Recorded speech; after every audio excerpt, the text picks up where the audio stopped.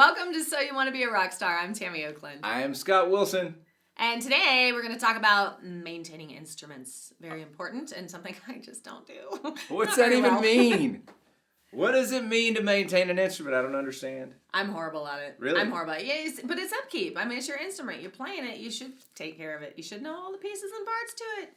As a youngster, we grow up and we're going, oh man, if I just had that Les Paul, if I just had that Gibson, if I just had the Ibanez, whatever it is, you know, we dream of this thing. And then we actually get it and we play it and then we never even change the strings, never set the intonation.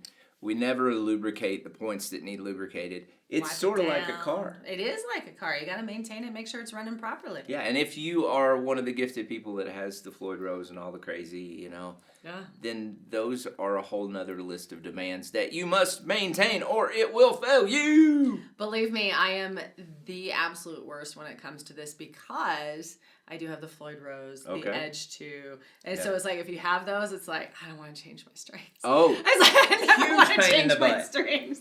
So I would get close to a gig and I'm like, oh, I got to change my strings. Yeah, and it's costly if you take it to somebody. So you got to learn. I mean, especially if you teach yourself, you got to learn, you got to get it done, and you got to get, you know, if you're changing those strings, give it some time to stretch it out. So in the studio world, it's really complicated because you have to set your intonation constantly.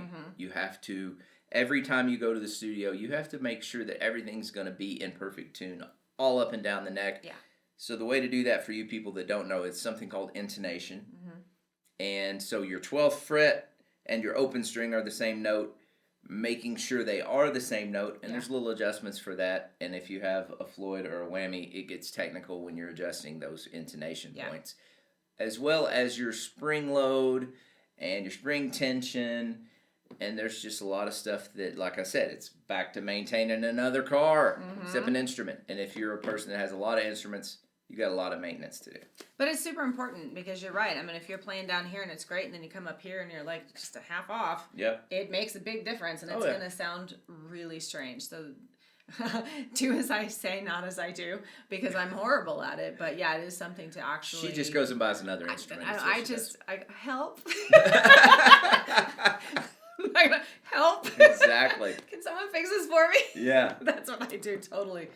But no, it is super important because it does affect everybody in the band. If there's like, what is that odd random note in there? Yeah. It's like, oh, you're out of tune. And something that I see less and less of is maintenance on your amps. Because used to, when I was first starting in this industry, once a year I took my amp. I had two of the same thing most times. And so I would take one in and get it cleaned, checked, make sure everything's cool. And then I would switch it out. And so, you know, I always had one or the other. And then when I started touring a lot, I had a company that I would switch out guitars. They kept 4 or 5 of my guitars, and then I had 4 or 5 with me. And so we would rotate back and forth to where everything stayed maintained all the time. Especially, I mean, you get dirty pots, dust gets in things. And then, I mean, it's not just your amp, it's not just your instruments, your cables. Cables always go bad, so it's always good to make sure you got some batteries. Cables. Batteries, yes. And your in-ears. If you run in-ears, the little cable that goes from your ears to your receiver goes bad. It does. So always have that stuff extra on hand. There's all kinds of clinics and things you can find on YouTube and things about maintaining instruments and guitars and how to do these things. And if you don't know, go to your local music store, sit and talk to those techs. They'll tell you because they don't care. Yeah. They want you to do it yourself because they don't want to work. What?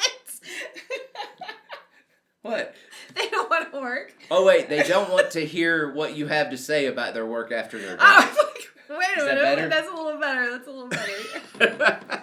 Anyway, go talk to a professional. Find out more. Hire a tech. Smile and say help. I do plan on sometime here on the podcast having a guitar and going over a setup and a general maintenance and how to do things.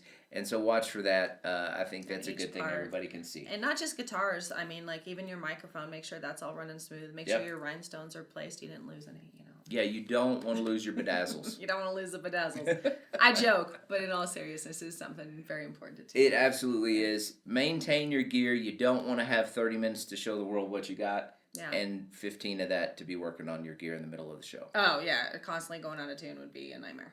or breaking strings multiple times. All kinds of stuff can happen if you don't maintain correctly. So see your specialist.